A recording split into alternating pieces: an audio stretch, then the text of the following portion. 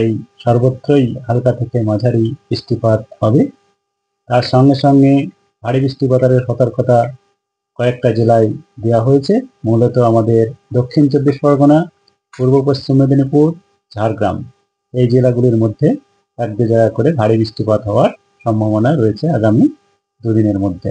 মূলত আজকে সন্ধ্যা থেকে কালকে সন্ধ্যার মধ্যেই এই পিরিয়ডের মধ্যেই বৃষ্টিপাতটা বেশি হওয়ার সম্ভাবনা থাকছে এই সব জেলাতে।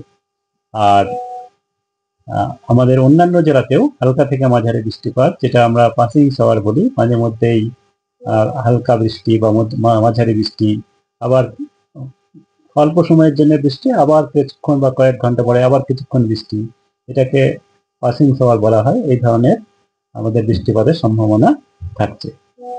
আর দুদিন 27, আজকে 26 আর 27, এই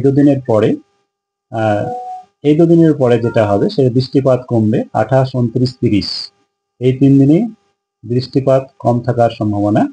28 তারিখে বৃষ্টিপাত হবে, তবে আপনার অনেক জায়গাতে বৃষ্টিপাত থাকবে, হালকা থেকে মাঝারি বৃষ্টিপাতই থাকবে, কোনো ভারী বৃষ্টিপাতের সতর্কতা 28 তারিখে নেই। 29 তারিখে বৃষ্টিপাত আরো একটু কমবে, যেখানে কেবলমাত্র বিক্ষিপ্তভাবেই কয়েক জায়গাতে বৃষ্টিপাত হবে। তবে বৃষ্টিপাত হালকা থেকে মাঝারি, বজ্রবিদ্যুৎ সহ বৃষ্টিপাত হওয়ার সম্ভাবনা। আগামী 28, 29, 30 এই 3 দিনে যেটা হবে, বা আজকেও কালকেও যেটা বৃষ্টিপাত আমাদের মূলত উত্তরের জেলাগুলোতে যেগুলোতে হবে, গাঙ্গেয় পশ্চিমবঙ্গের মধ্যে, সেগুলিতে বজ্রবিদ্যুৎ সহ হওয়ার সম্ভাবনা থাকছে। 28, 29, 30 পরে 1 তারিখে আবার বৃষ্টিপাতের পরিমাণ, দক্ষিণবঙ্গের কথা বলছি আমি এখন সবই, দক্ষিণবঙ্গের 1 তারিখে বৃষ্টিপাত আবার বাড়ার সম্ভাবনা থাকছে। মূলত 1 তারিখের সন্ধ্যা বা তারপরের থেকে বৃষ্টিপাত বাড়বে। কারণ স্বরূপ এটা হচ্ছে আমাদের 1 তারিখ নাগাদ আরেকটা নিম্নচাপ তৈরি হওয়ার সম্ভাবনা রয়েছে, যেটি যার প্রভাবে 2 তারিখে আমাদের পশ্চিমবঙ্গের সব জেলাতেই হালকা থেকে মাঝারি বৃষ্টিপাত এবং ভারী বৃষ্টিপাতের সতর্কতাও দেওয়া হয়েছে 2 তারিখে। তো তার মানে হচ্ছে 2 তারিখে আমাদের বৃষ্টিপাতের পরিমাণ আবার বাড়ার সম্ভাবনা থাকছে। এই হচ্ছে আমাদের দক্ষিণবঙ্গের জন্য পূর্বাভাস। এবং তার সঙ্গে সঙ্গে বলে রাখি, আমাদের এই যে নিম্নচাপ বা গভীর নিম্নচাপ তৈরি হবে, এর জন্য উত্তর বঙ্গোপসাগর এবং আমাদের পশ্চিমবঙ্গ উপকূল, উড়িষ্যা উপকূল অঞ্চলে দমকা হাওয়া থাকবে এবং মাঝে মধ্যে ভারী বৃষ্টিপাত যেটা থাকবে উপকূল অঞ্চলে। তার জন্যে আমাদের মৎস্যজীবীদের সমুদ্রে যেতে মানা করা হয়েছে। আগামী 3 দিন পর্যন্ত মৎস্যজীবীদের সমুদ্রে যেতে মানা করা হয়েছে। তাছাড়া এর প্রভাব স্বরূপ আমাদের মূলত দক্ষিণ 24 পরগনা এবং পূর্ব মেদিনীপুর জেলা, যেটা একদম কোস্ট লাইন বরাবর, এটা উপকূল অঞ্চলের একদম সমুদ্রের কাছাকাছি এলাকাগুলোতে যেসব পুজো মণ্ডপ আছে, সেখানে দমকা হাওয়াতে বা বৃষ্টিপাতের জন্য কিছুটা ক্ষতি হওয়ার সম্ভাবনাও থাকবে।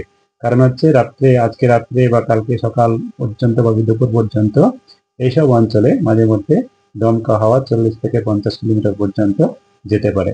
একদম যেটা আমাদের মৎস্যজীবীদের যে কারণে সমুদ্রে যেতে মানা করা হয়েছে, সেই একই কারণে এইসব অঞ্চলে দমকা হাওয়া কিছু সময়ের জন্য কিছুটা তীব্র বৃষ্টিপাত এবং দমকা হাওয়া হয়ে গেল, তার জন্য এটা হতে পারে। তার জন্য এসব অঞ্চলের, যেহেতু পুজোর সময়, পুজো মণ্ডপগুলোতে সতর্কতা অবলম্বন করার জন্য বলা হয়েছে। এই হচ্ছে আমাদের দক্ষিণবঙ্গের আগামী 7 দিনের, যেটা আমি বললাম। উত্তরবঙ্গে যেটা রয়েছে, উত্তরবঙ্গে আজকে বিক্ষিপ্তভাবে বজ্রবিদ্যুৎ সহ বৃষ্টিপাতের সম্ভাবনা সব জেলাতেই থাকছে। তবে উত্তরবঙ্গে বৃষ্টিপাতের পরিমাণ কম থাকবে, কিন্তু আগামীকাল বৃষ্টিপাত উত্তরবঙ্গে কিছুটা বাড়ার সম্ভাবনা রয়েছে, এবং সেটাও বজ্রবিদ্যুৎ সহ। আর কিছুটা জলীয় বাষ্প উত্তরবঙ্গের দিকেও প্রভাবিত হওয়ার সম্ভাবনা থাকছে। তার জন্য 1-2 জায়গায় ভারী বৃষ্টিপাতেরও উত্তরবঙ্গে কালকে সম্ভাবনা রয়েছে। মূলত আমাদের জলপাইগুড়ি, আলিপুরদুয়ার এই 2টি জেলাতে বেশি সম্ভাবনা থাকছে। আর তারপরে উত্তরবঙ্গে আবার বৃষ্টিপাত উত্তরবঙ্গেও কমবে, যেটা 28, 29, 30 পর্যন্ত কমই থাকবে। 1 তারিখেও খুব বেশি উত্তরবঙ্গে থাকবে না, কিন্তু উত্তরবঙ্গে 2 তারিখে বৃষ্টিপাত বাড়বে। প্রায় সর্বত্রই বৃষ্টিপাত হবে এবং ভারী বৃষ্টিপাতের সতর্কতা উত্তরবঙ্গের জন্য রয়েছে। মূলত জলপাইগুড়ি, আলিপুরদুয়ার এইসব জেলাতেই হওয়ার সম্ভাবনা থাকছে 2 তারিখে। আর মাঝখানে আমি বললাম আগামীকাল এবং 2 তারিখ, এই দুদিন। ঠিক আছে, 2 তারিখের যেটা রয়েছে সেটা এই যে আমাদের নিম্নচাপ তৈরি হবে তারই, তবে সেটা ওই নিম্নচাপের গতি প্রকৃতির উপরে অনেকটা নির্ভর করবে। সেজন্য আমরা সর্বক্ষণ পর্যালোচনায় রয়েছি। প্রতিদিনই তার জন্য যেমন আমাদের আপডেট দেওয়া হবে। এখনো পর্যন্ত যেটা বিশ্লেষণে উঠে আসছে তাতে 2 তারিখে আমাদের বৃষ্টিপাতের সম্ভাবনা থাকছে সব জায়গাতে বেশি পরিমাণে। এবারে ষষ্ঠী, সপ্তমী, অষ্টমী বৃষ্টি কিছুটা কম বলা যায়। হ্যাঁ, 28 তারিখ পড়ছে তো বৃষ্টি, 28, 29, 30 এই 3 দিনে বৃষ্টিপাত কমই থাকবে। 28, 29, 30 কম থাকছে, হ্যাঁ। যেমন গত 24 ঘন্টায় যেমন গেল, নবমীতে দিনের বেলায় হয়তো ঠিক খুব একটা হবে না, নবমী রাত্রে বা পরের দিক থেকে বাড়তে পারে, তবে দশমীতে বাড়ার সম্ভাবনা বেশি। আগামীকাল আর হ্যাঁ, এবার হ্যাঁ, কলকাতার জন্য স্পেসিফিক যেটা আমরা আগামীকাল এবং আজ এবং কাল, আগামীকাল মনে হচ্ছে দুদিন আমি বলছি আজকে থেকেই শুরু, যেটা আজকে এবং কালকে এই দুদিনে কিন্তু বৃষ্টিপাত আমাদের বেশ কয়েক পশলায় থাকবে, কয়েকটা উপকূল অঞ্চল জেলাগুলোতে, আর উপরের জেলাগুলোতে 1-2 পশলা করে থাকবে। এবং ভারী বৃষ্টিপাতের যেটা আমি বললাম আজ আর কালের মধ্যে, আমি উইন্ডোটাও বলেছি, যেটা হচ্ছে আপনার আজকে এই সন্ধ্যা থেকে শুরু করে কালকে রাত্রে পর্যন্ত, এই সময়ের মধ্যে বা সন্ধ্যা বা রাত্রে পর্যন্ত এই যে নিম্নচাপ, এই নিম্নচাপের প্রভাবটা থাকবে। তারপরে এই নিম্নচাপের প্রভাব কমে যাবে, যেটা আমাদের মৌসুমী বায়ুর প্রভাবে জলীয় বাষ্প আসবে, তার জন্যই বিক্ষিপ্ত হবে বা অনেক জায়গাতেই মাঝে মধ্যে যেটা আমাদের অল্প সময়ের জন্য বৃষ্টিপাত হচ্ছে, সেই বৃষ্টিপাতটা বজ্রবিদ্যুৎ সহ হবে 28, 29, 30। তার মধ্যে 29 তারিখে সব থেকে কম থাকার সম্ভাবনা। 28 তারিখে যেমন আমাদের গতকালকের পরে 28 তারিখে কমবে, কিন্তু এলাকা বিশেষে একটু বেশি থাকবে, কিন্তু 29 তারিখে আরো কমে যাবে, 30 তারিখে কম থাকবে, 1 তারিখ থেকে আবার বাড়বে। এই হচ্ছে আমাদের পূর্বাভাস। আর কলকাতা তার পার্শ্ববর্তী অঞ্চলের জন্য যেটা বলা হয়েছে, কলকাতাতে আজকে সন্ধ্যা থেকে কালকে সন্ধ্যার মধ্যে বেশ কয়েক পশলা হালকা থেকে মাঝারি বৃষ্টিপাত সম্ভাবনা থাকছে, 1-2 পশলা কিছুটা তীব্র বৃষ্টিপাত হয়ে যেতে পারে, তবে ভারী বৃষ্টিপাতের সতর্কতা কলকাতার জন্য আমাদের নেই এই দুদিনের মধ্যে, আজ আর কালকের মধ্যে। এবার 28 তারিখে যেটা কলকাতাতে, 28 তারিখে মূলত আংশিক মেঘলা আকাশই থাকবে, এবং কলকাতাতে এই যে মেঘাচ্ছন্ন আকাশ, সেটা আজকে এই সন্ধ্যা থেকে কালকে পর্যন্ত মেঘাচ্ছন্ন আকাশটাও বেশি থাকবে।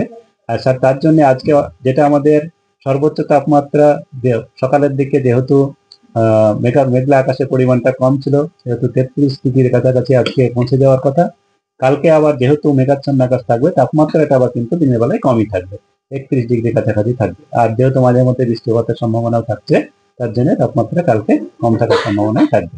কিন্তু কালকে পরে 28 তারিখে আবার কখনো আংশিক মেঘলা আকাশ, আবার যখন বৃষ্টি হবে তখন সাধারণত মেঘলা আকাশ এবং বৃষ্টিপাতের সম্ভাবনা থাকছে বজ্রবিদ্যুৎ সহ।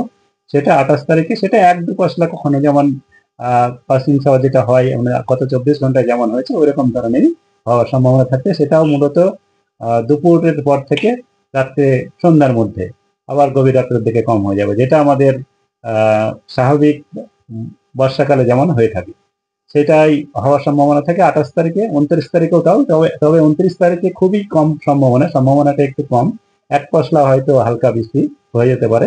30 তারিখে 1-2 পশলা এরকমই থাকবে, আংশিক মেঘলা আকাশ আবার সাধারণত মেঘলা আকাশ। 1 তারিখ থেকে আবার পুরো মেঘলা পরিমাণটা বাড়বে, তাপমাত্রা কমবে এবং বৃষ্টিপাতের পরিমাণটা মানে বেশ কয়েক পশলা থেকে বাড়তে শুরু করবে, এবং 2 তারিখে বেশ কয়েক পশলা বৃষ্টিপাতের সম্ভাবনা আমরা মনে করছি। আর 1-2 পশলা আবার তীব্র বৃষ্টিপাতের সম্ভাবনা, ঘন্টায় 2 থেকে 3 সেন্টিমিটার যেটা হয় সেটা হওয়ার সম্ভাবনা 2 তারিখে রয়েছে। এবং আমাদের সেটা অনেক সময় ভারীর দিকেও যেতে পারে, তবে আমরা এখনো ভারী বৃষ্টিপাতের কোনো জায়গায় হয়ে যেতেও পারে কলকাতার আশেপাশে অঞ্চলে, যেমন আমাদের উপকূল অঞ্চলের জেলাগুলিতে এবং নদীয়া থেকে শুরু করে উত্তর চব্বিশ পরগনা, দক্ষিণ চব্বিশ পরগনা, পূর্ব পশ্চিম মেদিনীপুর, এইসব জেলাতে ডিটেলসও দেওয়া হয়েছে। সেখানে আপনার 2 তারিখে ভারী বৃষ্টি, কিন্তু 2 তারিখটা যেহেতু এখন অনেকটা দেরি, সেহেতু এটা আর যে নিম্নচাপটা আমরা এক্সপেক্ট করছি বা যেটা বিশ্লেষণে উঠে আসছে, সেই নিম্নচাপের গতি প্রকৃতির উপরে নির্ভর করবে। তার জন্য আপডেটের জন্য আপনাদের প্রতিনিয়ত করতে হবে, আমরা প্রতিনিয়ত সেটা দেখছি, তাতে 2 তারিখেরটা সেই মতো আবার গতি প্রকৃতির অনুসারে বৃষ্টিপাতের প্রকৃতিও চেঞ্জ হতে পারে।